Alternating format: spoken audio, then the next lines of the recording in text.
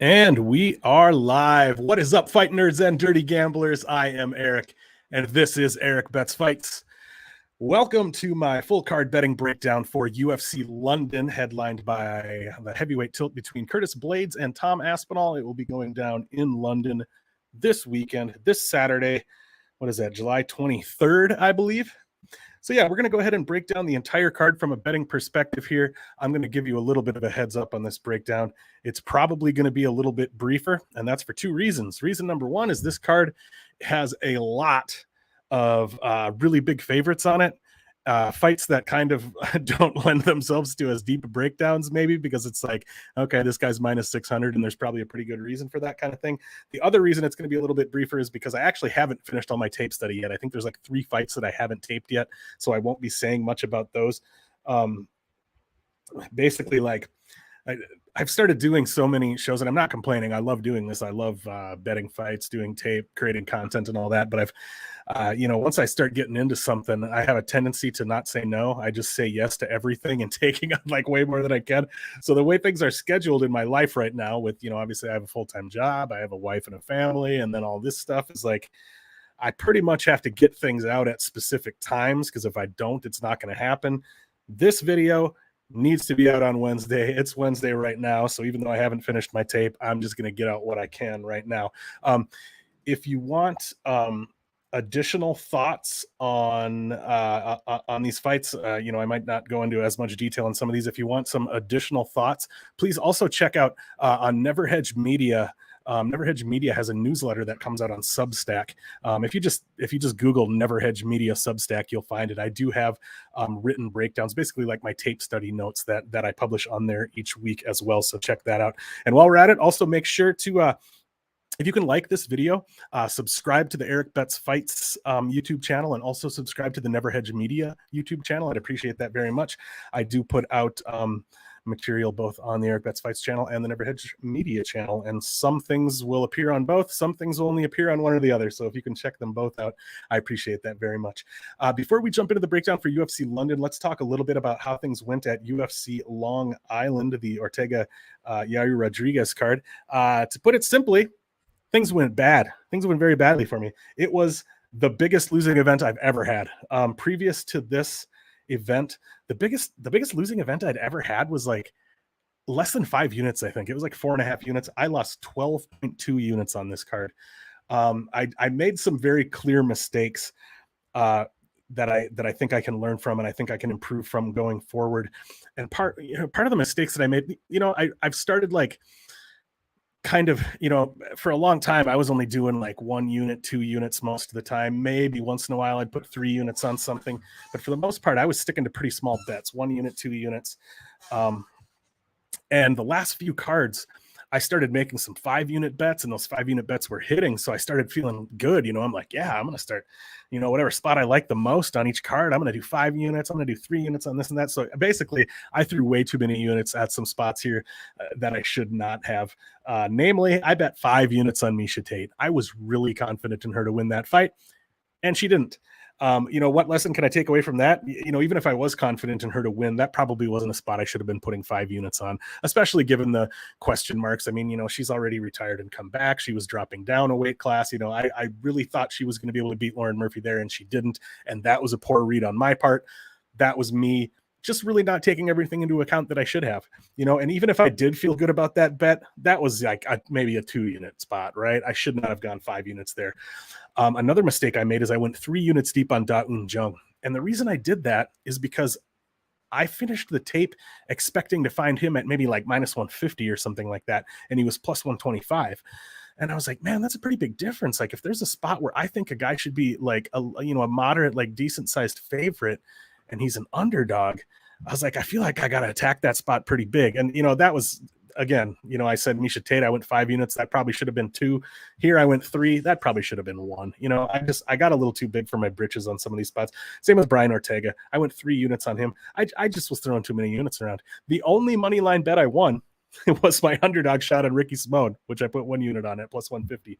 So yeah, I lost 9.5 units on money line bets. Literally more than twice what I've ever lost in an entire event before on the money line bets alone. So yeah, it was ugly. And then the props and parlays, I put a unit on Waterson versus Lemos to not go over 2.5 rounds.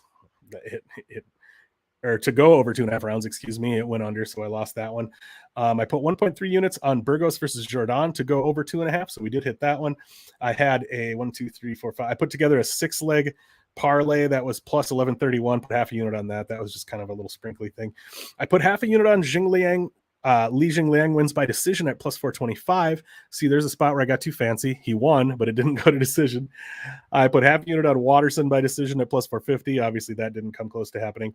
I put 1 unit on a small parlay of Punahele Soriano and Sumaderj. I really thought Sumaderj would win that fight. And I'm bummed out because one of the props that I really had an eye on was Matt Schnell by submission at plus 800. I actually gave it out on Big Money Bets, my Thursday night show, and then I didn't end up betting it, so I wish I would have bet that one, of course. And then I did 0.2 units on Brian Ortega wins by sub in round 3. So, yeah, I put out 17 units total, lost 12.2. Ugly stuff. So anyway, yeah, biggest. Most of the time when I've been having winning events, they've been pretty small too. I've been winning like 2, 3, 4, maybe 5, 6 units at the most, like for most of my winning events. But my losing events have been like a unit or like less than a unit or like, keeping it under 2 units every time I lose. And this was finally got just blown out of the water with this one. Well, actually here, let me I'll pull up my, where am I at here? I don't know how well y'all can see that, but this is my graph from betmma.tips.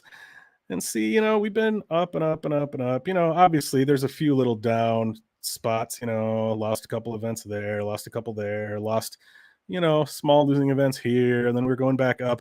Boom. That last one, by far the biggest drop I've ever had right there. So we dropped way down, but we're still, I don't know, if you look at a lot of people's graphs on there, a lot of people are, they've been below 0 for a while, and there's a lot of them that are kind of crazy, and at least we're keeping a pretty decent upward trend. So hopefully we can keep that alive as we move into the next event here. But let's go ahead and start breaking these fights down.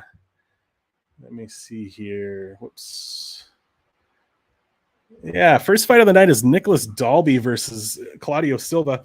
Dalby is a pretty big favorite here at minus 275 with the comeback on Claudio Silva at plus 225.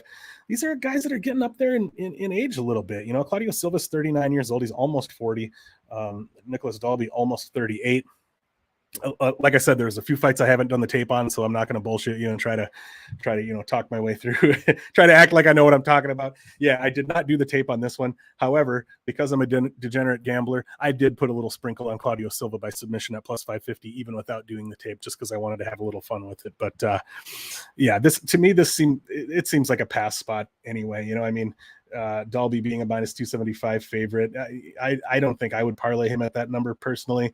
I'd maybe put him in like a big Hail Mary type parlay if I'm just looking to have some fun and throw a bunch of big favorites together. But if it was a parlay that I was actually putting some cash on and trying to hit, I think this one's just to stay away from me. But yeah, like I said, I did hit that Claudio Silva submission prop. Mostly just because I'm a degenerate, and even though I've been saying lately that I need to stop playing so many prop sprinkles, I keep doing it anyway because it's just who I am. Anyway, next up we've got Mandy Bohm versus Victoria Leonardo. I made fun of this fight quite a bit in my write-up, maybe more than I should have, but it's a pretty low level women's fight here, but it could be fun. Victoria Leonardo does like to come out and make it fun anyway. She'll fight for your dollar. But yeah, Mandy Bohm is a slight favorite at minus 140. Come back on Victoria Leonardo at, plus 120. So one thing I like to look at, especially when it's like lower level fighters, especially if they're kind of newer to the organization, I sometimes like to look at their pre-UFC opponents and just look at, what level of competition were they fighting on their way up. Mandy Bohm's 8 professional pre-UFC opponents had a combined record of 13, 8, and 1.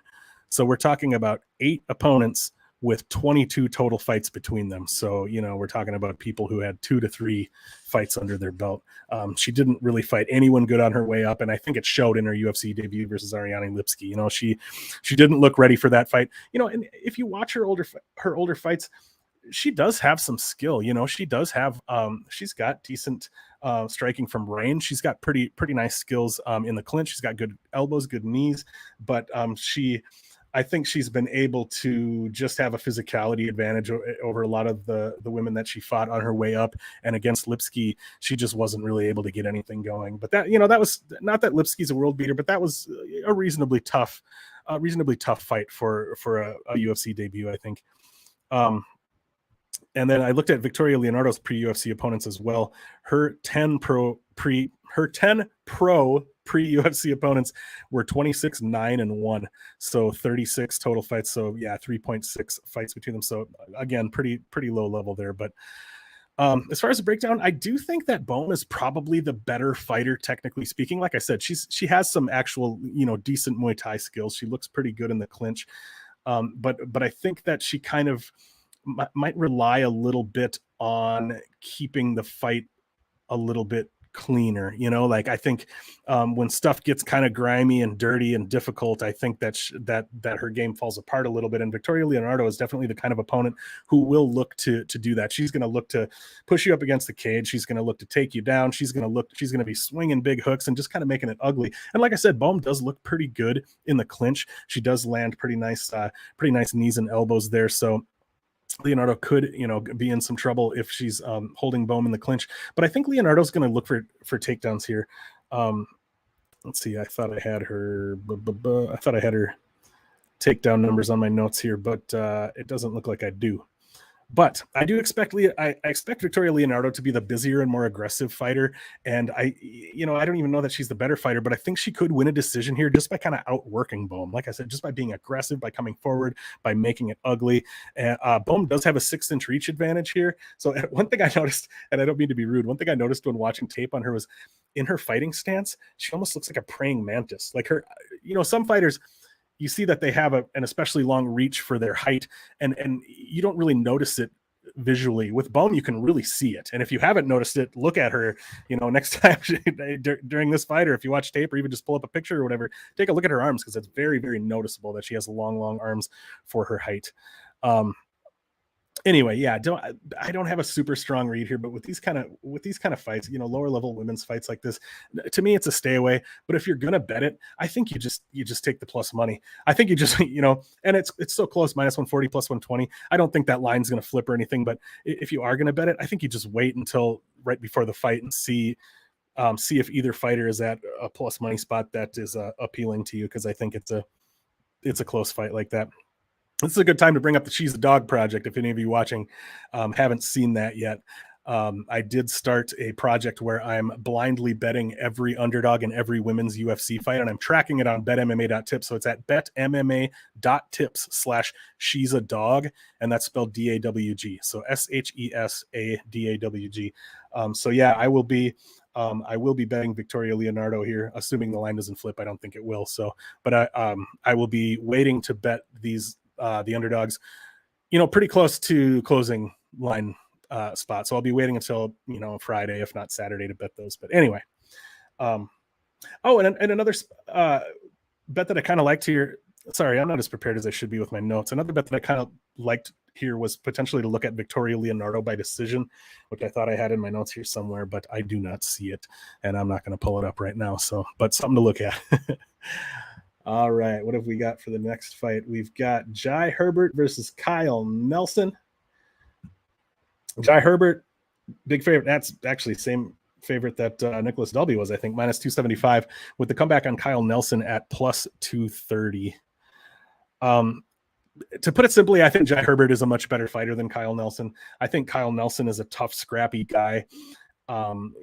He throws hard. He talked about, I don't remember the specifics here, but he talked about how he went to the UFC PI and, they tested him on his strength. I don't know if it was strength and, whatever else it might've been, but the physical tests that they run at the UFC PI, and he's apparently very strong and very powerful for a featherweight. Like he had numbers that were, like toward the top, if not above, like every featherweight, most of them anyway. So that was something I just learned today, I think. And I thought that was kind of interesting, but Jai Herbert is 6'1" to Kyle Nelson's 5'11", and Jai Herbert has 77 inches of reach to Nelson's 71. So he's going to have 6 inches of reach. Obviously, he's a long, tall guy. He's got really nice technical striking, really, really crisp. He throws really nice, straight, crisp punches, whereas Kyle Nelson's one of those guys who's kind of winging big hooks and making it ugly. So again, this is a fight where we've got a crisper, more technical boxer versus a guy who kind of gets a little bit more ugly with it. To put it simply, I expect that Jai Herbert is probably going to find a KO here. I think Nelson's best way to win this fight would be to look to use the wrestling, which he does do at times, but he's not necessarily an excellent takedown artist. Jai Herbert can defend takedowns. If he gets taken down, he can get up. It's possible that Nelson will find a takedown or two here, but I don't think he's necessarily going to be able to hold Herbert down for a long time if he does. I think Jai Herbert is the better fighter overall, and I do kind of expect him to be able to find a KO here. That said, I looked at Jai Herbert's KO prop, and I think it was like, Jai Herbert's KO prop was at -110. Even though I do think that's pretty likely, I don't like to typically bet a prop like that with a minus sign in front of it. And of course, right after saying that, I have a prop with a minus sign in front of it coming up later this card that I did bet. But anyway, moving on to the next fight. Next up, we've got Muhammad Mokaev versus Charles Johnson. This is a fight I have not yet done tape on either, and I'm probably not going to do tape on this fight because I just don't think I'm going to have time, and I don't think I'm going to learn anything too interesting from it anyway. Mokaev is a huge favorite at -490. Come back on Charles Johnson +370. Actually, I shouldn't say I'm not going to do tape on this. I kind of do want to watch. I kind of want to watch that. I've seen some Charles Johnson's last fight with Carlos Mota, was it? I've seen some of that fight before, but I haven't actually sat down and watched it carefully, and that is something I should do actually, because I think there potentially is some value here on Charles Johnson, and even without doing the tape, I'm just basing that on the idea that like Muhammad Mokaev is good. Absolutely, he is. If you include his amateur fights, he's got like 30 fights under his belt already. He started fighting professionally when he was like 16. He fought like, I don't know, I can't remember, 10 times or something before he was even 18 years old. So yeah, even though he's only got 6 pro fights, he's got like 30 fights under his belt. He looked great in his UFC debut, but still he's a 21-year-old kid. He'll be 22 in a month who just recently moved up to the UFC level. Charles Johnson's he's a little bit older of a guy. He doesn't have as many fights under his belt as Mokaev does, but he's got more fights. I think you could argue he's got more fights at like a higher level. And it's just, I don't know. It's hard for me to trust a 21-year-old fighter, even though he has the experience Mokaev has and has shown the promise that he's shown. But also,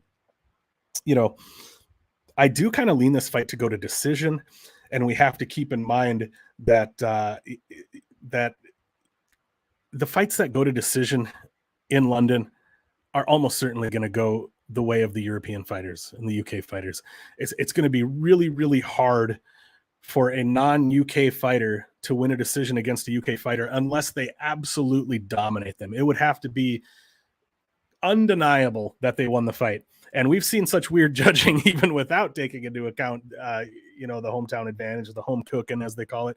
We've seen spots where somebody should have pretty clearly won a fight and didn't, even without taking home cooking, into account. So it's a spot that, even if you can argue that there's value on Charles Johnson at +370, it's still pretty hard to take that unless you think he's going to finish Muhammad Mokaev, because it's going to be tough for him to win a decision.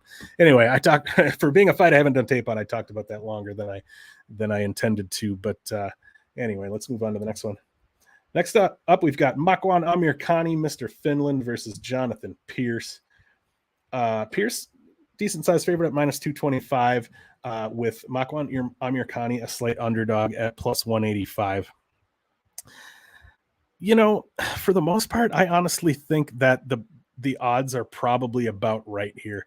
I think that Jonathan Pearce, Makwan Amirkhani is always dangerous to find a sub. I did actually sprinkle on Amirkhani's sub prop here. I think it was at +375, and I think I put 0.2 units on it. I can't remember for sure. I might have even put half a unit on it, but I do like Pearce to win.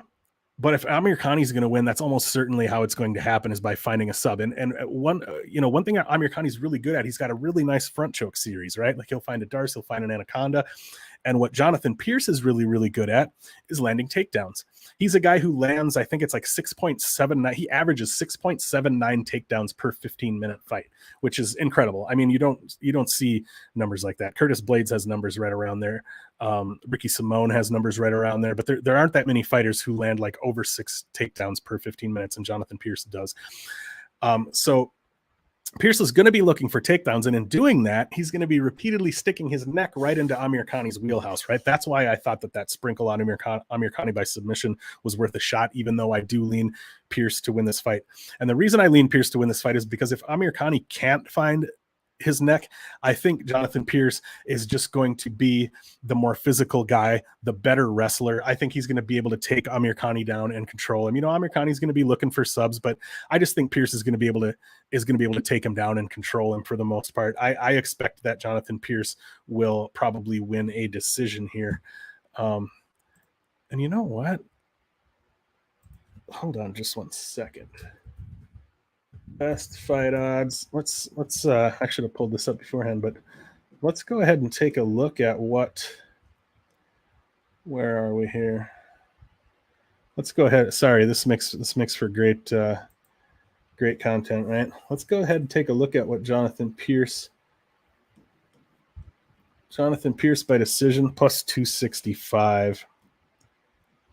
Yeah, you know, I don't know. I actually don't mind that. I haven't taken a shot on that, but I don't mind it. Something to think about anyway. Anyway, folks, let's go ahead and move on to our next fight. We've got Nathaniel Wood versus Charles Rosa. Again, this is a spot. There's quite a few spots on this card where they're just, you know, massive favorites. Nathaniel Wood is at minus 490. He's even up as high as like minus 600 in some spots, with the comeback on Charles Rosa being plus 360. One thing to keep in mind with this fight is that, you know, Charles Rosa has fought up at 155. Nathaniel Wood has typically fought at 135, and I believe this fight is taking place at 145. They do have the same reach, but Charles Rosa is 3 inches taller, you know, so I don't know how much.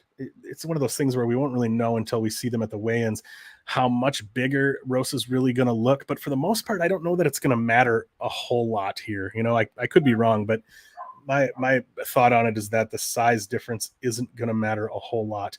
And that's because I do think this fight will largely play out on the feet. You know, Nathaniel Wood he's much quicker than Charles Rosa, a much better technical striker. He has much better movement. I think, I think on the feet, it's not going to be close. I think Nathaniel Wood's going to be able to dance circles around Charles Rosa and outstrike him. You know, Rosa obviously is a dangerous submission grappler, but it's been a long time since Charles Rosa has won a fight by submission. Let's see. I thought I had that in my notes here too. I got to do a better job of actually putting my notes in some kind of order here. Oh, okay. Charles Rosa has only submitted 2 opponents in 12 UFC fights. Nathaniel Wood has been submitted twice, but they were both much earlier in his career, and the first one was in 2015. I don't think it's likely that Charles Rosa finds a finish here. I think it's likely that Nathaniel Wood outstrikes him for the majority of the fight. And so the bet that I like on this fight, you know, with Nathaniel Wood being at like minus 500, minus 600, and I did place this bet, you can get Nathaniel Wood by decision at minus 150. So I do think he wins the fight, and probably even pretty comfortably, but Charles Rosa is very tough and very hard to finish. And especially with Wood being, you know, the smaller guy, that's one way that it could make a difference as far as the size, is that, you know, the smaller guy likely isn't going to have the power to knock out the bigger guy. My cat's out there hunting a bug. So yeah, the bet that I like here is Nathaniel Wood by decision at minus 150. Next fight, we've got Mark Diakiese versus Oezdemir Hadzovic, however you say it. Diakiese favored at minus 305. Actually, I don't even know if these Tapology lines are a little behind a lot of the time. Let's see what we've got actually here, because I don't think that he can actually be had for that good of a number anymore, but I could be wrong. Why can't I find it? Right there. Mark Diakiese, minus 330. Yeah, he's more like, that's what I thought. Minus 330 with Hadzovic at plus 300. But anyway, yeah, Diakiese is a pretty big favorite here. And frankly, this is a spot where I think Diakiese is just the better fighter everywhere. Besides just landing some big bomb that puts Diakiese out, which is pretty unlikely. Diakiese is a tough guy, hard to finish. That's really the only way I can see Damir Hadzovic winning. I think, Mark Diakiese is the quicker guy, the more athletic guy. He's the better striker. He's the better wrestler. Obviously we saw him come out against Slava Claus and put the old singlet on and wrestle his way to victory there, which is, it's nice to see. It's nice to see a guy like Diakiese, who's usually a striker and who, potentially could have just decided to outstrike Slava Claus, but that shows really good fight IQ to come out and realize to not let his ego get the best of him, thinking like, what, this guy's a good striker. I'm a better striker than him. I'll beat him in the stand-up. Why go that route when you are, reasonably certain that the wrestling route is just going to be the easier path to victory, right? You don't need to prove anything to anybody. Just go out there and get the win, right? And that's what he did. And so is he going to come out and choose to do that here? I don't know. I think probably not, but he could. But like I said, the only way I can really see Damir Hadzovic getting the upper hand here is if he lands something big and rocks Mark Diakiese. But even if he does that, Diakiese has the option to go to the wrestling. I mean, how often do we see fighters do that? They get rocked. How do they clear the cobwebs? They clinch up. They look to go to the wrestling. And so it's just hard for me to see unless Hadzovic actually puts him out all at once. I just think if he does manage to hurt him, Diakiese can look to go to the wrestling. Even if he can't get the takedown, he can at least buy some time to clear the cobwebs by clinching up with Hadzovic. And so, yeah, I do like Diakiese here quite a bit. I do like him as a parlay piece. He's minus 330 or whatever, but it's a wide line, but I just think Diakiese's the better fighter everywhere, and I actually don't mind that line too much. Next fight up is Ludovic Klein versus Mason Jones. This is a fight that I have not done the tape on either. Mason Jones is a big favorite at minus 330 with the comeback on Ludovic Klein at plus 260. So like I said, whoops, I've got my stuff in the wrong order of my notes here. But anyway, like I said, I didn't do the tape on this one, but I have heard some other breakdowns of it. So I'll just kind of spit out some talking points. I did put Mason Jones in a parlay, even though I didn't do the tape, because I do like Mason Jones here quite a bit. The Ludovic Klein is a dangerous striker and could be live to find the knockout early. This is something I was going to look at and I forgot to look at it. I wanted to see what can you get Ludovic Klein. He's at almost 300. What can you get Ludovic Klein by KO in round one? Where is it? Klein wins by TKO in round one, plus 1,300. It's not available on that many books, though. What books were those? Unibet, Bet River, FanDuel, looks like. So I don't know if you're into prop sprinkles, that could be a fun one to do. But I do think Mason Jones should win this fight. Like I said, I didn't do the tape. I blindly threw him in a parlay anyway, just because I do like him. I do like him to win here, unless Klein were to find that early knockout. I haven't. Oh yeah, my book Bet Online doesn't have props open for this yet, but if it does open up props for this, I might take that sprinkle on Ludovic Klein by KO in round one, just because I like doing stuff like that. Let's move on to the next one. Paul Craig versus Volkan Oezdemir. Paul Craig. If you don't love Paul Craig, what do you love?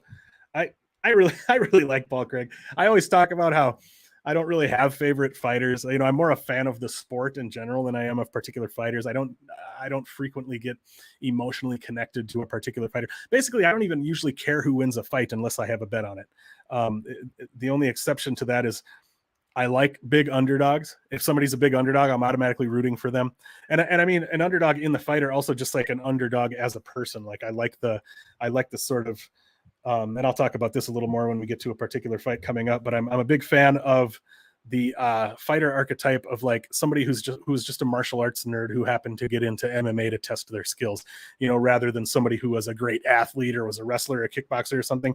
They maybe grew up doing taekwondo or karate or something because they were a martial arts nerd. I was a martial arts nerd, so I connect with that.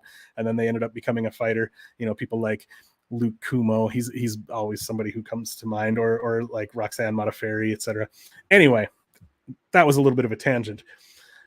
I do get behind Paul Craig, and it's largely because I just think he's cool. I just think he seems like a cool guy. He's got a rad accent. He's called the Bear Jew. He's just kind of a tough, scary looking dude. And I just love that he's such a like throwback to the old days of the UFC, kind of, like he doesn't have much of a stand-up game, not a great striker, but so venomously dangerous on the ground. And I really like that he's been able to get as far as he's been able to get, and even get a nice bunch of wins at the UFC level with that kind of game. It's just cool, because so often when I'm watching tape on whatever fighters in whatever weight class, when I'm taking notes, I'm kind of just typing the same things over and over again, because as the sport progresses, it's kind of like, people are ending up at the same camps and working together, and the sport does constantly change and evolve, as far as like things like the low calf kick is something that we've just seen implemented more and more in the last few years. It used to be that people didn't ever use jabs in MMA, and they still don't nearly as much as they should, but that's a story for a different time. But so many fighters use the same type of game, and it's cool when you see a fighter come through that is able to not only get to the highest level, but operate admirably at the highest level with a totally different kind of game. And that's who Paul Craig is. Anyway, enough about that.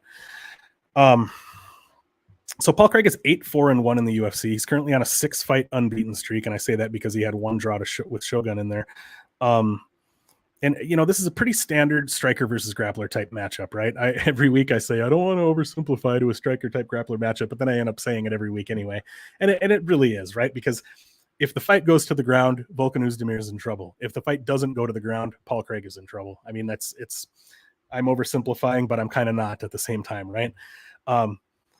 So to look at, them going into each other's wheelhouses, Volkan has been subbed twice in 23 fights. Paul Craig has been KO'd 3 times in 21 fights. So they have both fallen victim to each other's best path to victory, but not too many times, not regularly. The concerning thing for Paul Craig here is, Paul Craig is going to want to get this fight to the ground. He's going to be in trouble on the feet, but Paul Craig he's not a great wrestler, and Volkan does have solid takedown defense. He actually has 80% takedown defense in the UFC. I can't remember what the numbers were, but I think he hasn't had a ton of takedowns shot on him. When we look at stats, we don't want to read into stats too much. And when you look at a stat, you might look at, okay, for example, one thing to talk about is, sorry, I keep going off on tangents here, but we look at Chris Curtis's takedown defense. We'll talk about this later too. He shows 100% takedown defense on 26 takedown attempts, but 20 of those attempts were in the Rodolfo Vieira fight. So, we always want to look into the details a little more. So Volkan does have 80% takedown defense, but if I remember correctly, when I looked at the details, he hasn't had as many takedowns shot on him as you might expect for how many UFC fights he's had. But anyway, so yeah, Paul Craig is probably going to struggle to get Volkan Oezdemir to the ground, but Paul Craig,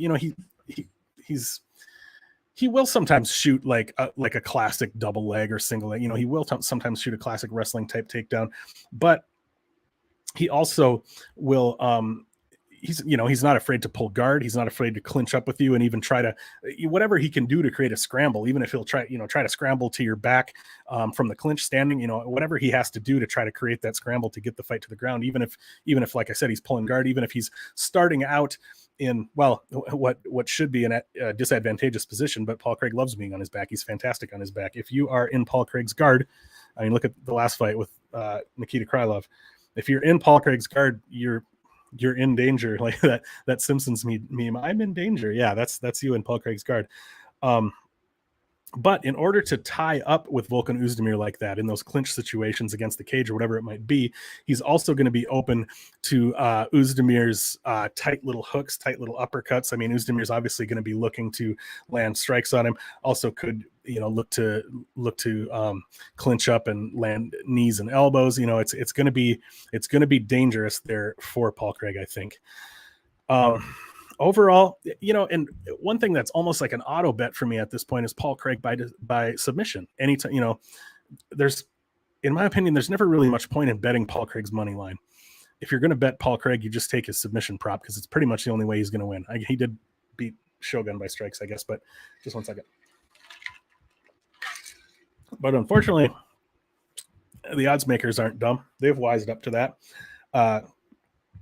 I guess it shows Paul Craig at plus 125 here. I think he's actually closer to plus 140 in spots.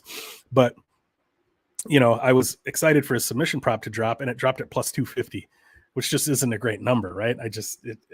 I haven't played it in, I don't know. I maybe still will, but I'm not loving it. I actually did put Volkan Oezdemir in a parlay. I can't remember if I put it on my tracked record yet or not, but I just think Volkan Oezdemir, like I said, he's hard to take down, and he's going to understand that he needs to absolutely stay off the ground and stay out of the guard of Paul Craig at all costs. We saw Krylov gladly jump into Paul Craig's guard in the last fight, and what happened? He got submitted in the first round. I just think that it is a close fight. That, the odds are close here, and I can understand that because, like I said, there's a very clear path to victory for each guy.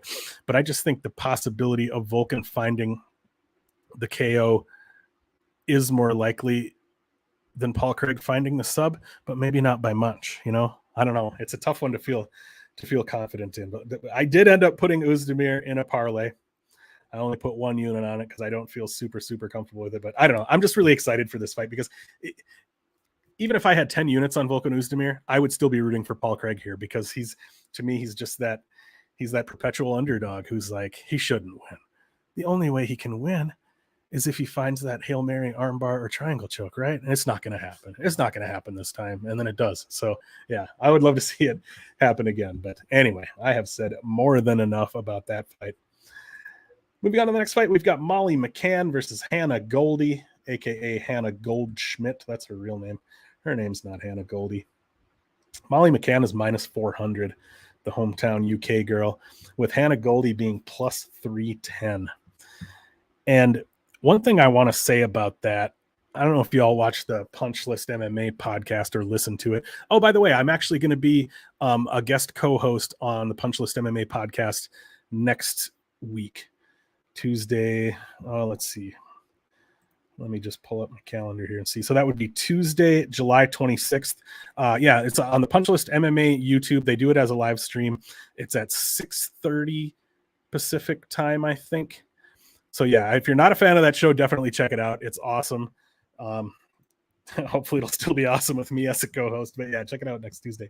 Anyway, if you have never listened to the Punch List MMA podcast, they have this theory called women's science.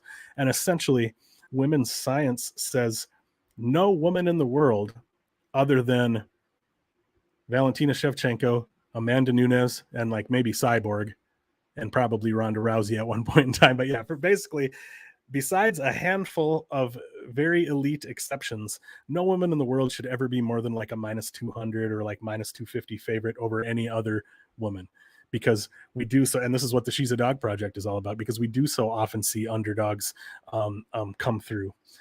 And obviously this fight is in the UK. It's pretty likely to go to decision, I would say. Obviously Molly McCann did get an awesome spinning elbow knockout in her last fight, and that was in the UK too, I think. Excuse me. And so, like I said before, if the fight goes to decision, which it probably will, it's going to be pretty hard for Hannah Goldy to win that decision unless she is dominant, right? Because the hometown crowd, every time Hannah Goldy could land 10 punches and nothing's going to happen. And then as soon as Molly McCann swings a big haymaker that misses, the crowd's going to go wild, right? And that stuff matters, it isn't, when you talk about this home cooking, it isn't necessarily that the judges are corrupt or anything like that, but it's, whether the judges mean to or not, that stuff enters your mind. That crowd noise, the way the crowd is reacting, it's not that they necessarily do it on purpose, that they're like, oh, well, the crowd really was behind this person, so I'm going to give this person the round. It's just that subconsciously that stuff is entering your mind, as you're, that person's swinging their big punch that misses and the crowd's going wild, like, and from where you're sitting, maybe you couldn't even tell that the punch missed. Maybe it looked like it landed and the crowd sure acted like it did, and so all of those things make a difference, I think. But my point being that I would not bet Molly McCann at minus 400 here. Absolutely not. I wouldn't put her in a parlay. But at the same time, it's kind of hard to advocate an underdog shot on Hannah Goldy at plus 310 here, because is she going to get a finish? Very unlikely. Is she going to win a decision against Molly McCann? Only if she absolutely dominates her, and that seems unlikely too. But like I think the fight probably plays out pretty closely, Could be an ugly split decision kind of thing. Could be the kind of fight that Hannah Goldy should win, but even if it is, it's unlikely that she's going to. So yeah, I didn't. And when I was typing out my notes here, I was like, well, I'm just going to read this to you. And I don't even know if I actually advocate for this. I got actually, never mind. I'll explain when I get to the end here. So I typed in my notes, this is a weird idea, and I don't even know if it's a good idea, but I'm going to put it out into the ether. Hannah Goldy, scorecards, no action at plus 250. So if you're not familiar with the scorecards, no action bet, it means that your bet cashes if the fighter wins inside the distance, but if the fight goes to decision, it's a push and you get your money back regardless of who wins. It doesn't matter. If the fight goes to decision, it's a push. So Hannah Goldy, scorecards, no action at plus 250. Like I said, Molly McCann did get a finisher last time out, but it was not a particularly repeatable outcome, and she's never finished any other opponent at the UFC level. So I think it's pretty unlikely that Molly McCann gets a finish here. Hannah Goldy has never been finished in her career, pro or amateur. If the fight goes to a decision, which it probably does, it's very likely that Goldy loses. It's unlikely that either fighter gets a finish. And then I typed, the more I'm typing this out, the more I don't like this idea anymore. Never mind. But I decided to put it out there for you anyway, because why not? I took the time to think about it. So like, yeah, scorecards, no action. I'm not going to bet it, but it was just something to think about. Like, because yeah, if it goes to a decision, Molly McCann's probably going to win. I feel like I just talked about that fight for a long time and didn't actually give you any valuable information, but hopefully you can find something there to help you make a solid betting decision here. Oh, you want me to tell you what the solid betting decision on this fight? It's pass. It's pass. It's don't bet this fight at all. Yeah. There, now you know. Although actually, let's take a look. What is Molly McCann by decision at? McCann wins by decision, minus 125. Yeah, I don't like that either. Anyway, next fight up is Nikita Krylov versus Alexander Gustafsson at 205 light heavyweight. Nikita Krylov minus 190, almost a 2-1 favorite, with comeback on Alexander Gustafsson at plus 160. I know he can be had for as high as plus 170, plus 175 in spots as well. You know, the number one thing I want to say about this fight is that if this fight had happened even 3 or 4 years ago, Alexander Gustafsson would be minus 300, minus 400. I mean, he would be a massive favorite. In their respective primes, Alexander Gustafsson was a much better fighter than Nikita Krylov. You know, Nikita Krylov is one of those guys that I've never thought highly of him. I've always kind of written him off a little bit, but then when you really look at his record and really look at what he's done, I mean, he doesn't have a lot of like super impressive wins, but he manages to fight closely with, I mean, look at his Magomed Ankalaev fight.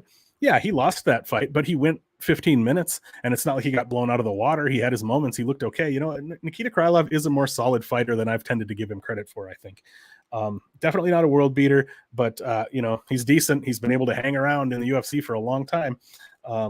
He's known as the Miner now. Remember when he was called the Al Capone? Not Al Capone, the Al Capone. I thought that was a funny nickname. Anyway, so skill for skill, I honestly think that these two are probably pretty close at this point in their respective careers. Gustafsson's 35 years old. He already retired once. He came back. His last fight was at heavyweight against Fabricio Verdum. He lost by submission in round 1, if I remember correctly. And then before that, who the heck did he fight? Why can't I remember? All right, I'm going to pull it up because it's going to bug me otherwise. Who the heck did he fight at light heavyweight before that one? You guys are probably all screaming it out loud right now because you have a better memory than I do. I can never remember anything. Anthony Smith, that's right. Yeah, and he lost by rear naked choke in round 4 to Anthony Smith, and he was doing well in that fight. If I did rewatch that fight, if I remember correctly, he was winning that fight up until the moment that he wasn't, kind of thing. And so, you know, I don't know how regressed from his prime Alexander Gustafsson really is. He definitely is regressed from his prime, but I don't know how much. But like, I lean toward thinking that their skill sets are going to be kind of on par at this point. You know, I don't know that either of them is going to have a massive advantage anywhere. I mean, on paper, Krylov's the better grappler, but I did hear that Gustafsson has been working a ton on his grappling. Actually, I just pulled up his, he just competed in a grappling tournament, and he won. Oh, never mind. That was a while ago. But anyway, I did hear that he has been competing in grappling tournaments and has been working on his grappling. So I'm not sure how true that is. But, Gus is on a 3-fight losing streak. And so what I wonder about him is like, what is he doing here at this point in time? What is his goal for being in the UFC? He obviously wasn't feeling it. He retired. He came back. At age 35, does he still have that fire in him? Does he think he's going to still, ascend to the top and win the title? He was the second best fighter in the division. He was one of those situations, Daniel Cormier was in the same situation. How many times have we had these situations like when Anderson Silva was champion, there was Rich Franklin, and when George St. Pierre was champion, there was John Fitch. Like there's always the guy who's like the second best, the guy who like would be the champion, and there's no doubt about it, and they keep making their way back up to that challenger spot, but they can't quite do it. That was Alexander Gustafsson at one point in time. He would have been the light heavyweight champion if it wasn't for John Jones. But how good is he now? It's just hard to say. And like I was saying, I keep being all over the place here with this discussion, but what I was talking about was just like, what is his motivation now? I don't think he's here like, yes, I'm the best in the world and I'm gonna climb to the top. Like, does he just need a paycheck or what's going on? So it's hard to say what his motivation is and how serious he is about the game right now at age 35 after having already retired. On the feet, I feel like the fight could be pretty close. Again, if it was even just a few years ago, I would favor Gustafsson a lot on the feet. He should still be the better fighter on the feet. I forgot to type the reaches here. I think we have it. Okay, good. They do have it here. So yeah, Gustafsson's 2 inches taller, and he's going to have an 1.5 inch reach advantage. So not a massive reach advantage, but a little bit there. Krylov, Krylov will look to grapple a lot of the time, but he's not a fantastic takedown artist, and Gus does have 83% takedown defense. Krylov's on a 2-fight losing streak himself. There's just a lot of question marks in this fight. It's hard to know what to do with it. I have come close to taking a shot on Alexander Gustafsson at like plus 170, because I think even if he's, a decent percentage the fighter that he used to be, Nikita Krylov should probably still be a pretty beatable opponent for him. But what I want to take a look at, I was looking at, one thing I was looking at was Gustafsson by submission, which is like, can be had for plus 1,400, plus 1,800, plus 2,000. That's one of those spots that, the number's the way it is for a reason. It's very unlikely to hit. Krylov is the guy who goes for submissions more so, but Gustafsson has been working on his grappling, and it's one of those things that's like so crazy it just might work. Yeah, I don't know. But what I wanted to look at was Gustafsson by decision, plus 420. Alexander Gustafsson by decision, plus 420. I'm actually going to write that one down because that is a spot that I might bet, because I do think that it's pretty likely. We're looking at a 3-round fight here. I do think it's pretty likely to go to decision. So yeah, didn't give you anything super definitive there either, which is kind of the order of the day here. But I definitely, just based on how the chasm between these two when Gustafsson was at his best, like, how regressed is he? Is he still good enough to beat Nikita Krylov? And I think he might be. So yeah, I don't mind a shot on his money line here, and I may take a shot on that decision prop. Next up, of course, we've got Paddy Pimblett versus Jordan Leavitt. It's hard not to be excited about this fight. It's such a weird fight. And like I was talking about earlier, that I'm a huge fan of the fighter archetype of just like the martial arts nerd who just isn't necessarily super athletic, isn't necessarily super physically imposing, is just kind of a weirdo. Obviously, all of that is Jordan Leavitt. And I really enjoy that kind of fighter. And I also thought that he was a successful MMA bettor up until yesterday, because he does have, it turns out it's not actually him, but there's a Jordan Leavitt profile on betmma.tips.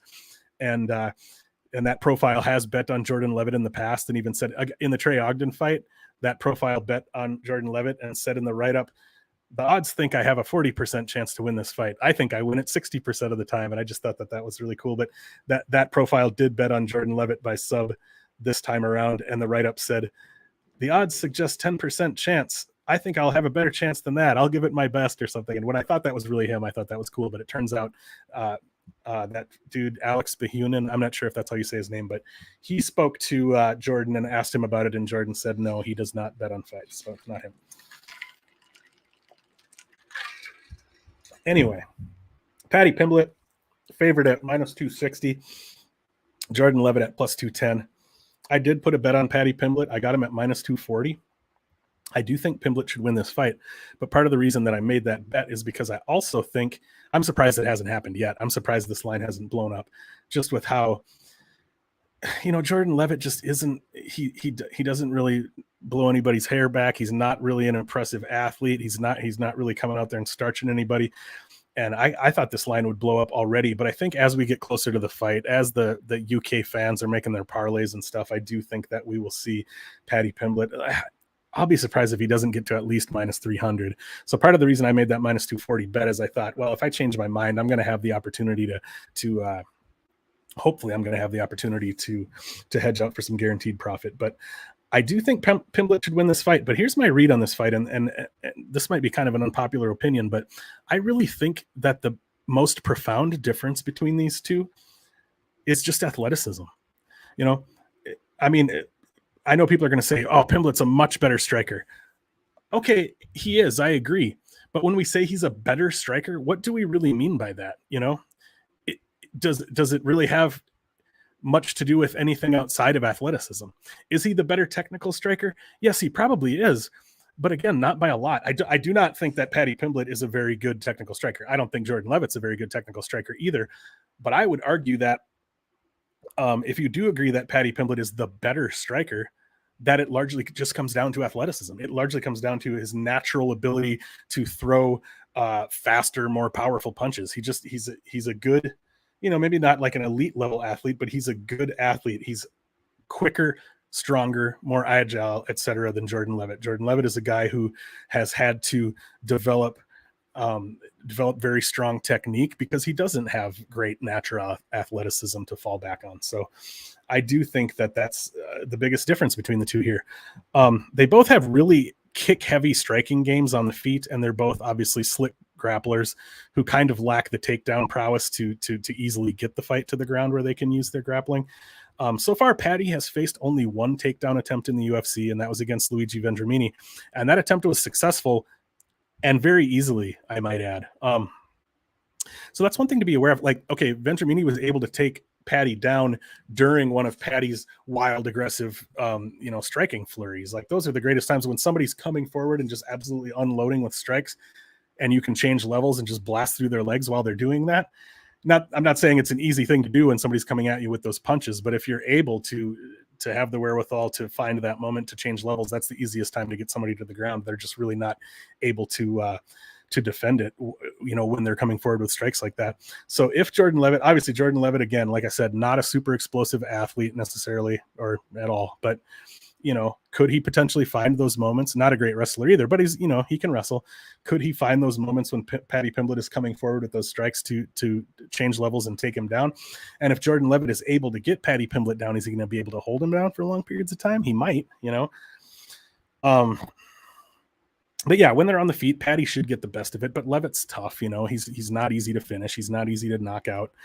And so I think, and Paddy Pimblett's a guy, obviously, like he just unloads. He just wants to get you out of there. And also think about the fact that he's going to be, Paddy Pimblett is letting who he is get to his head, I think. It's hard to argue that he's not.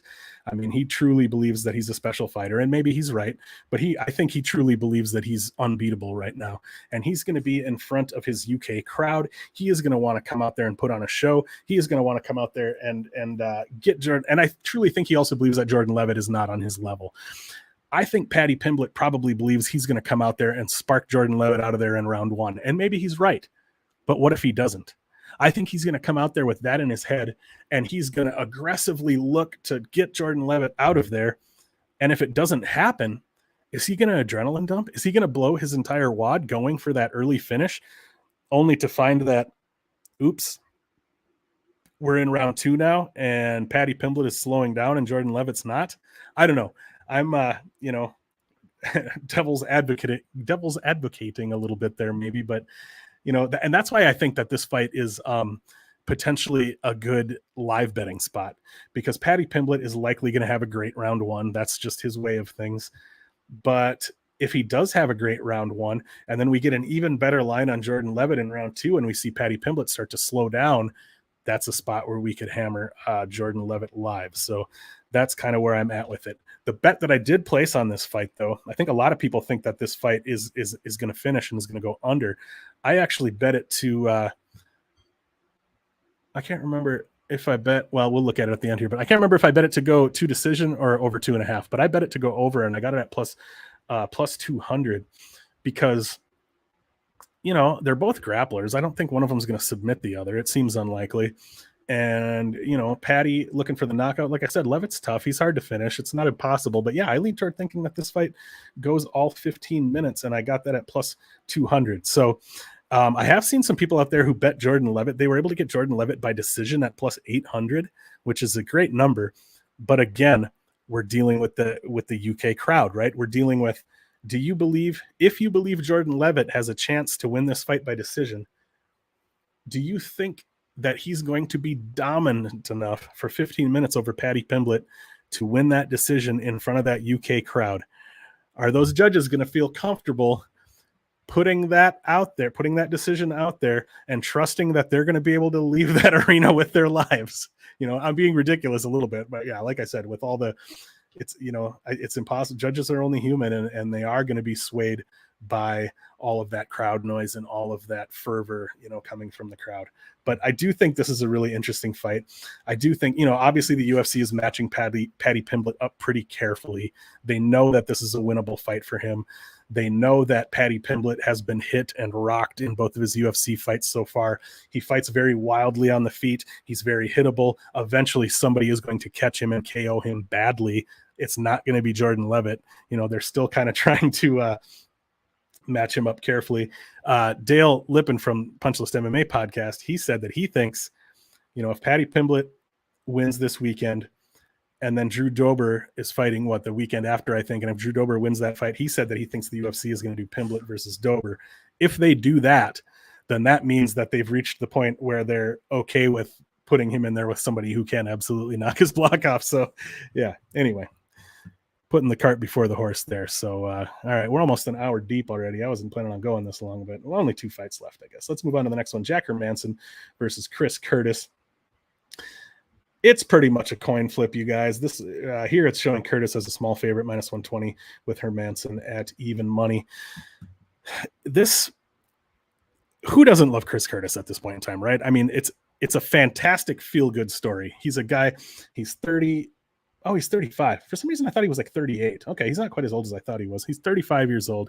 He's got almost 40 professional fights. He's a guy who's been in the game for a long time, fought at a pretty high level, you know, fought some decent contenders or people who've ended up in the UFC. Now, I mean, he fought Andre Fialho. He knocked out not James Krause, the other. All right, I gotta look at who that was now.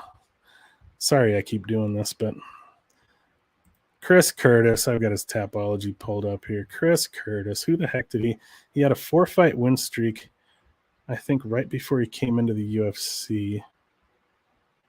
Or no, it was back a ways, actually. Hold on. Why can't I find this? I'm sorry. Chris Curtis, Rodolfo Vieira, Brendan Allen, Phil Hawes. So obviously those are his 3 UFC wins. Vieira, Allen, Hawes. Who the heck did he knock out? He beat Andre Fialho, Matt Dwyer. Am I thinking of somebody else?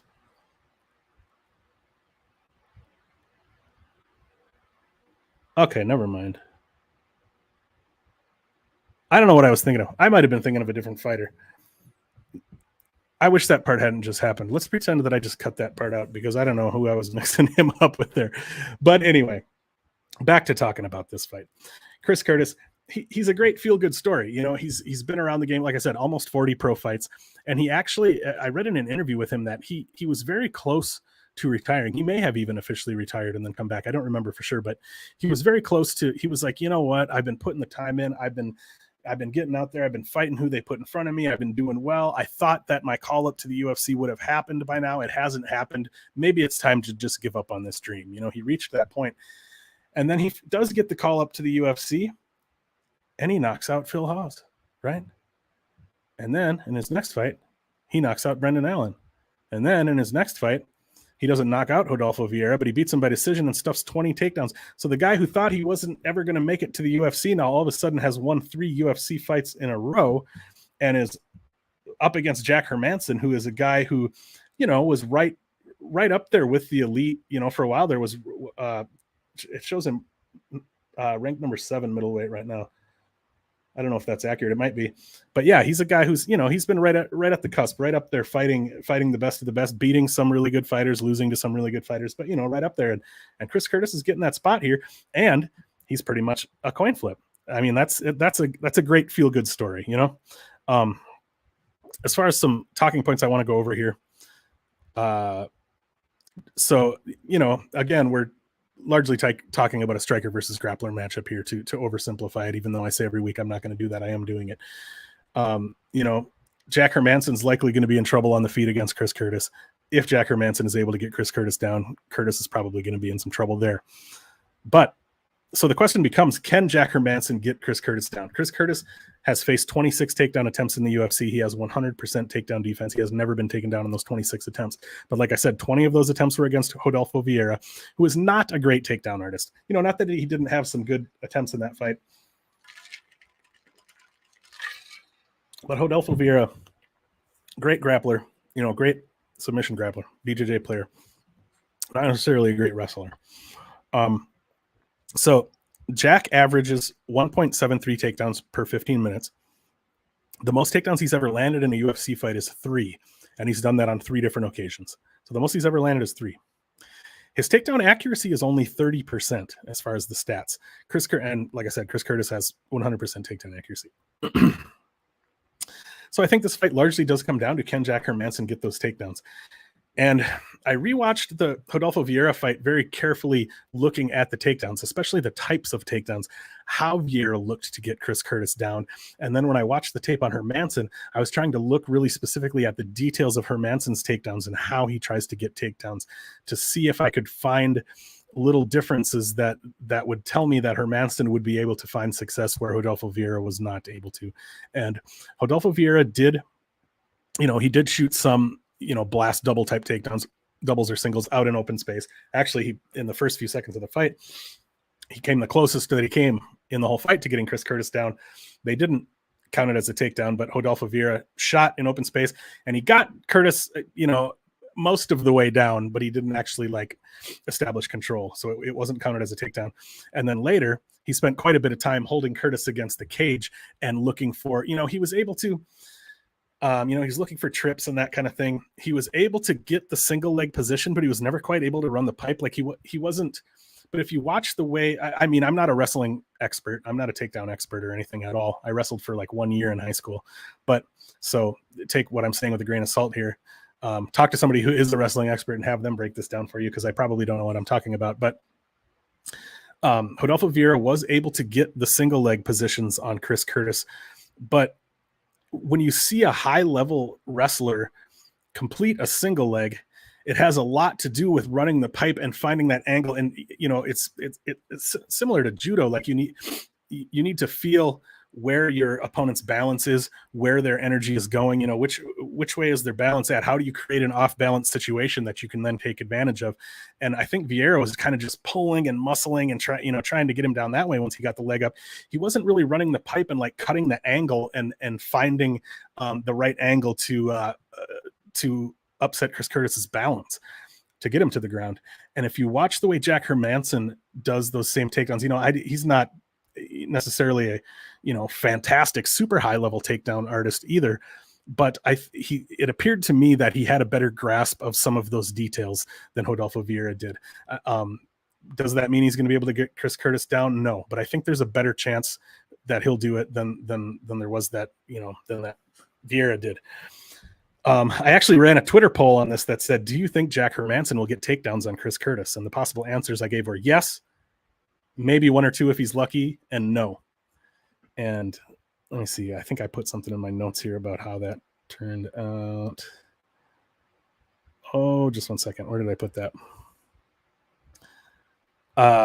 Okay, so 30% of people said no, and the other 70% were split between yes and maybe like 1 or 2 if he's lucky. So 70% of people did think that that Hermansson was going to be able to get takedowns on Curtis, which I thought was interesting considering that nobody's been able to do it so far. So, you know, maybe those people know more about takedowns than I do. Maybe they don't. Who knows? It was a bunch of random people that responded, so we don't know. But I lean toward thinking Jack Hermansson will be able to get Chris Curtis down, but probably not consistently, and probably won't be able to hold him down for a long time necessarily. Like I said, the most takedowns Jack Hermansson's ever gotten in a UFC fight is 3. I think maybe he takes Chris Curtis down 1 time, maybe 2 times.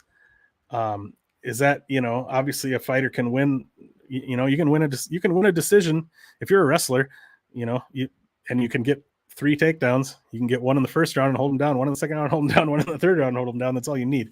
But I lean toward thinking that Jack Hermansson's not going to be that dominant with the takedowns and with the top control. So if the fight plays out largely on the feet, obviously Chris Curtis has a lot of power. Jack Hermansson is difficult to finish with strikes. Jack Hermansson's only been finished twice with strikes in about 30 pro fights. Chris Curtis has never been submitted in about 40 pro fights. So as far as each guy's, you know, best path to victory here. So I sort of lean toward Chris Curtis by decision, but I don't, you know, you can get fight goes the distance at plus 115, which I thought was a decent, you know, both of these guys are tough and hard to finish. I haven't bet that, but yeah, it's a tough fight. Obviously look at where the line is at. It's a tough fight to feel confident picking a guy either way. So if I was going to bet it, I might just look at the over or the fight goes the distance, but yeah, I don't know. It's an interesting fight. It's really cool.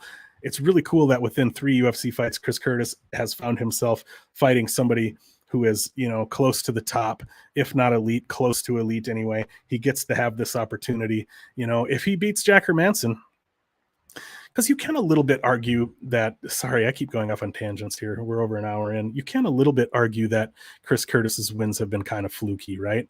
I mean, in both the Allen fight and the Haas fight, he was losing. He was getting beat up until the point when he found the finish. So, you know, as much as I enjoy Chris Curtis, I don't necessarily think his skill level is super high either. I mean, he's tough. He's able to just kind of outlast people a lot of the time, you know, but you know, I don't necessarily, if he does win this fight and gets a step up to even higher to like the very elite of the division, I don't think he'll have a great chance against, you know, the elite fighters in this division, but I pray I'm wrong. And I pray he gets that opportunity. So I shouldn't say pray. I'm not a praying person, but I just think that would be cool. And I'm going to stop blabbing now because sometimes I get going and I just can't stop. Let's move on to the next fight, which is the final fight of the card.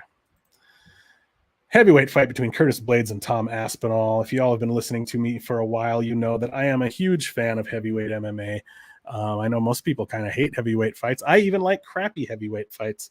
I'm a guy who will sit down and get excited about Josh Parisian versus Alain Baudot. You know, like I like heavyweight fights, and this is a very high level heavyweight fight. These are 2 guys that I think very highly of. I did, you know, normally I don't look at the odds ahead of time, or I try not to, but sometimes I just end up seeing them.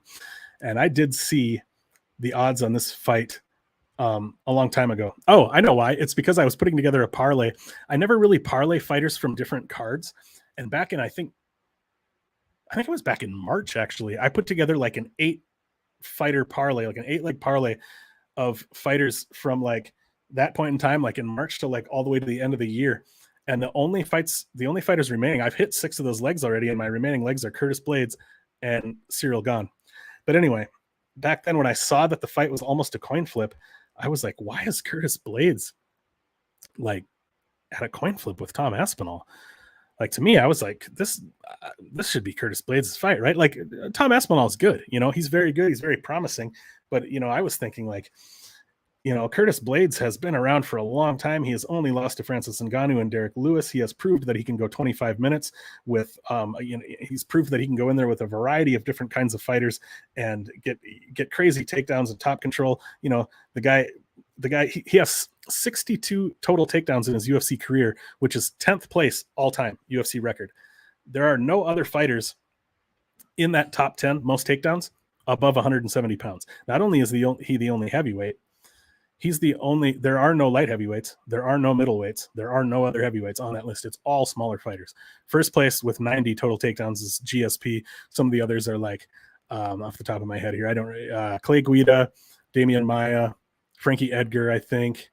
I can't remember who a lot of them are, but anyway, so Curtis Blaydes at age 31, who could potentially still have like 10 years fighting in the UFC ahead of him. Heavyweights can fight for a long time. He's already got 62 takedowns and is at 10th place. He could, and he has landed 14. He averages over 6 takedowns per 15 minutes. The most takedowns he's ever landed in a UFC fight is 14. If he's able to have even one more performance like that or a couple more performances like that, he could easily end up with the most takedowns in UFC history by the time he is done with his career. But anyway, that was another tangent. But yeah, looking ahead, I was like, man, Curtis Blaydes should be favored here. Maybe not hugely, but I definitely expected to find him as the favorite. So I went into the tape thinking that I liked Curtis Blaydes. After watching the tape, I was not so sure anymore. And it largely came down to Tom Aspinall's speed. He is very fast for a heavyweight. I know that that's the main thing that people talk about with him, but just watching their striking speed, Tom Aspinall throws punches much faster than Curtis Blaydes, much faster than most heavyweights. Also his footwork, just his agility, his movement in general. He does move very quickly for a man of his size. Curtis Blaydes, like I said, we mainly think of him as a wrestler, but K1 Curtis Blaydes came out there against Chris Daukaus and showed that he can hold his own in the boxing with a pretty freaking good boxer. Curtis Blaydes is a complete mixed martial artist at this point. He's not just a wrestler. He does have good hands, but Aspinall is going to have much quicker hands, is probably going to have quite a bit more power. So yeah, in the early going, I think you have to lean Aspinall, but this is another spot that I think is a good live betting opportunity because we just haven't really seen Tom Aspinall go, into the deeper waters. I'm going to pull this up while I'm talking about this, but so obviously, Tom Aspinall has a bunch of early finishes on his record. I'm pulling up his record right now so we can take a look at how many he actually has. But yeah, so his last UFC fight, obviously, got that straight arm lock on Alexander Volkov in the first round. When's the last time you've seen a straight arm lock, by the way? That's something I was thinking about. You guys probably know that the two things I love most in the world are mixed martial arts and trivia. So I get really into mixed martial arts trivia. And I was like, man, when is the last time somebody won a fight by straight arm lock? That's just not, I don't mean arm bar. I mean straight arm lock. The one where you're not using the legs, where you just lock it out kind of. Yeah. Anyway. And so before that, he beat Sergey Spivak by strikes on the ground in the first round. He did go to the second round with Andrei Arlovsky, but he was starting to slow down a little bit there. Not like he was death gassing or anything, but he noticeably slowed down in that fight going into the second round. Before that, he beat Alain Baudot in round 1. Before that, he beat Jake Collier in round 1. Then going to his pre-UFC fights, round 1 finish, round 1 finish, round 1 finish, round 1 finish. He lost in round 2 there, round 1 finish. Got submitted in round 2 there, round 1 finish, round 1 finish, round 1 finish. Then to his amateur fights, round 1 finish, round 1 finish, round 1 finish, decision, round 1 finish. So he did win a decision in an amateur fight in 2013. I have not seen that fight, but so we know Tom Aspinall is very athletic. We know he's very skilled. We know he's a very good fighter, but we also know that he's accustomed to getting people out of there quickly, and we don't know what he looks like if that doesn't happen. And that's why this is such a difficult fight to call, is that, it really comes down to, I think, do you think that Tom Aspinall can get Curtis Blaydes out of there in the first, let's say, round and a half of the fight? Because if he can't, we've seen Aspinall start to slow down a little bit, and we know Curtis Blaydes can go 25 minutes. We know Curtis Blaydes is a guy who doesn't rely on his athleticism as much. He's a guy who can kind of slow the pace down and settle into a pace and control, kind of take over and control a fight. If Aspinall is throwing the kitchen sink at him in round 1 and isn't able to get the finish, and then he starts to slow down, he's a little more flat-footed. His punches aren't coming with as much speed. He's having a little bit more trouble with his lateral movement. He's just breathing a little heavy. And now Curtis Blaydes gets his striking going. He's got a 2-inch reach advantage, so not much, but a little bit. So now Curtis Blaydes gets his striking going. He starts to land on Aspinall. Now he's, Aspinall is slowed down enough that Blaydes can start getting takedowns. He can get on top. He can look for ground and pound. It feels like either a Tom Aspinall early or Curtis Blaydes late kind of fight, right? So, the way I'm looking at it is I'm just going to keep an eye on the live line because I just don't know how else to attack it. But I know, one really popular bet here is the fight doesn't go to decision, which, let's see, what is that at? Over fight goes to decision. Fight doesn't go to decision, minus 260 up to like minus 300. Fight won't start round 3, plus 120. Fight won't start round 4, minus 144. So yeah, I think it's fair to expect that this fight doesn't go to decision, right? I mean, we've been surprised before, but I think, not to oversimplify it, but I think either Aspinall gets a finish early or Curtis Blaydes gets a finish later in the fight. So yeah, if I was going to bet something here, I would probably be looking at the under or the fight doesn't go to decision. But as is, I think I'm just going to watch and keep an eye on that live line. But I'm very excited for this fight. I think it's a fantastic matchup. I think, Tom Aspinall's 29 years old. If he wins this fight, then he's elite, and we're going to see him in the title picture, sooner rather than later. If he loses this fight, I don't think it matters that much because he is there's no doubt that he's a high-level talent at this point. There's no doubt that he's a guy who's going to be, or there's little doubt anyway, that he's a guy who's going to be amongst those elite no matter what happens here, in my opinion, because he's 29 years old. He's still got lots of time ahead of him. He's still got lots of time to improve. And frankly, there just aren't that many good heavyweights. Even if he loses to Curtis Blaydes here, I don't think that says anything bad about him and doesn't suggest that he's not the fighter that we thought he was. I still think he's going to be able to win fights and probably eventually get a title shot. But I've been saying for a long time that Curtis Blaydes is the future of this division.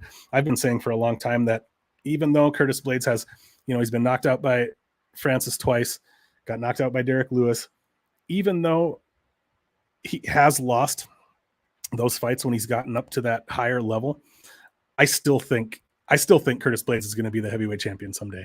I do. I think he keeps getting better and better. And I think, even though Francis has beat him twice, and maybe I'm being foolish here, I don't know. Even though Francis has beat him twice, I don't think Francis is an unbeatable fighter for Curtis Blaydes. I think Curtis Blaydes could win that fight. If they fought a third time, do I favor Curtis Blaydes? Not necessarily, but anyway, once again, I'm just blabbing on and on. So let's be done with that. Let's go ahead and take a look at the bets I've got for this card. So yeah, it's largely parlays at this point, because with the way the odds are on this card, it's just hard to do much else with it. Like I don't usually like straight betting minus 400s and minus 500s and stuff. The only straight bet that I've placed here is, like I said, Paddy Pimblett at minus 240, which I do like Pimblett to win, but like I said, I was giving myself that opportunity to potentially hedge out if that line moves, which I think it will. I put 1 unit on Pimblett Leavitt to go the distance at minus 200 because, like I said, I think Leavitt should be tough enough to handle Paddy Pimblett's striking, and I have a hard time seeing either of them getting a submission unless one of them gasses out really badly or just makes a mistake. Next up, I've got Mark Diakiese, Nathaniel Wood, and Muhammad Mokaev all in a parlay that comes out to minus 103. Got 2 units on that. I don't love some of those numbers, Mokaev minus 160, but I always say, like, ideally, there should be value in a line for you to bet that line at all, whether it's a straight bet or a parlay. However, I'm a little bit of a degen and I like to get some action out there. So I end up parlaying lines that I don't think there's any value in all the time. It's not a smart idea in theory, but I do it and it works out for me a lot of the time. So it's like, yeah, if we look up here, parlays are, where I do my best work. I've been right 55% of the time on parlays.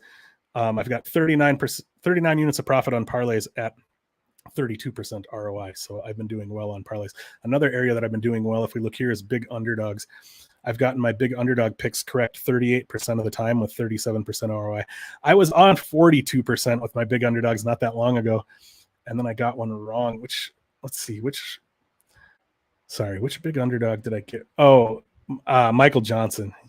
I had a unit and a half on Michael Johnson. Yeah, that's the one that screwed up for me. Anyway, back to this. I did sprinkle a little more than a sprinkle, a small handful, I guess, a pinch of Makwan Amirkhani by submission at plus 375. I put half a unit on that. Claudio Silva by submission at plus 550. I put 0.2 units on that. Excuse me. I parlayed Mason Jones and Volkan Oezdemir. That came out to plus 111. I put 1 unit on that. Here's my big dog parlay here. Mark Diakiese and Nathaniel Wood. I do feel pretty confident in those two to win their fights. So I went a little heavier on that. Obviously, with those big numbers, the payout's not great. It's a minus 170. So I went 3 units on that. And then this is my kind of Hail Mary one here. Muhammad Mokaev, Nathaniel Wood, Mark Diakiese, Nicholas Dalby, Jai Herbert, and Mason Jones. They're all, the smallest one there is Herbert at minus 270. So those are all really big favorites. But even so, I put 1 unit on that at plus 356. Even though they're all big favorites, one of those guys is going to lose, right? One of those guys is going to lose. Either Jai Herbert or Nicholas Dalby is going to lose, I think. That's my guess, if I have to guess who's going to bust that parlay for me. And then finally, Wood by decision at minus 150. I put a unit and a half on that. I like that bet a lot because we're getting a guy who's at like plus minus 500, minus 600. And I don't think he's going to finish Rosa. That's one of those spots that feels mispriced to me. Like, I think that's a really good spot. What did I put in my write-up here? I can't remember. Oh, for my big Hail Mary parlay here, I put, it was clear right away that this was a chalky card that would lend itself to square ass parlays. Might as well lean into it, right? And then what did I put for Wood here? Wood is like a minus 600 favorite, and I think decision is his most likely path to victory. Rosa is tough and very hard to finish, and I think he'll be especially hard to finish by a smaller guy like Wood. I typically don't like to bet a prop with a minus sign in front of it, but I like this bet a lot. So there we go, folks. That is where we're at. It's weird for me to only have one straight bet out there, but yeah, this ended up being one of those cards where, like I said, I didn't even finish the tape, but I probably didn't even need to do the tape that I did do because I ended up just parlaying a bunch of big favorites together anyway, which is what you do as a square who hasn't done any research. So I probably could have just skipped all the research this week, but anyway, that's what I've got for you, everybody. Sorry, I blabbed a lot there. I went almost an hour and a half. I will make sure to get timestamps in this video so that you can skip over things and you don't have to listen to me go on and on forever. But thank you so much for watching, folks. I really do appreciate everybody who takes the time to check out these videos. I've been getting more and more messages on Twitter from people lately, just being like, hey, man, I like your videos. They're just like asking me questions, asking me for my input. And it means a lot to me because I don't always remember to drop this disclaimer every video, but I don't consider myself a gambling expert. Well, it isn't that I don't consider myself. I'm not. I'm factually not any kind of gambling expert at all. I don't even consider myself particularly good at this, but I do love MMA. I do love betting on MMA, and I do work really hard at this. I put a lot of time into tape study, into research, into looking at stats, into taking notes, into making this content. I do work really hard at it. So I may not be good at it yet, but I'm hoping to be someday, and I'm putting the work in to do it. So I do appreciate the people that are supporting me and asking me for my thoughts and that kind of thing. It's awesome, and it means a lot to me. Anyway, if you could please make sure to like this video, that would mean a ton to me. If you haven't yet subscribed to the Erik Bets Fights channel, please do that. If you haven't yet subscribed to the Never Hedge Media YouTube channel, please do that. You can find me on Twitter at Erik Bets Fights, on Instagram at Erik_Bets_Fights. What the heck, I'll throw this out there too. I also have an online store where I've made like some shirts and some mugs and some cool stuff like that. If you go to my Twitter and click on my Twitter bio, I have a link tree in there. The link to my online store is in there. Oh, actually, it's down in the description of this video too. I forgot about that. My store and my Twitter and all that stuff is down there. This week on Big Money Bets, my guest is Clint from the Die Hard MMA podcast. Obviously, he's one of the more popular cappers and content creators in the space. He's a guy I've been listening to for a long time. I think that his style matches up really well with mine. We're both guys that are passionate about the sport and are more about like, hey, I'm not the greatest bettor out there. I'm just trying to be entertaining and have fun with this. You know, that's kind of my attitude, and that's Clint's attitude. I think it's going to make for a fun show. That will be right here on the Erik Bets Fights YouTube channel Thursday, July 21st at 7 p.m. Pacific time. So yeah, awesome. Thank you so much. If you can check that out, I appreciate it. And once again, I am Erik with Erik Bets Fights, reminding you to play it smart, play it tight. Let's grow those bankrolls. I didn't really take my own advice this time around, but thanks for being here, everybody. Enjoy the fights this weekend at UFC London, and we'll see you next time.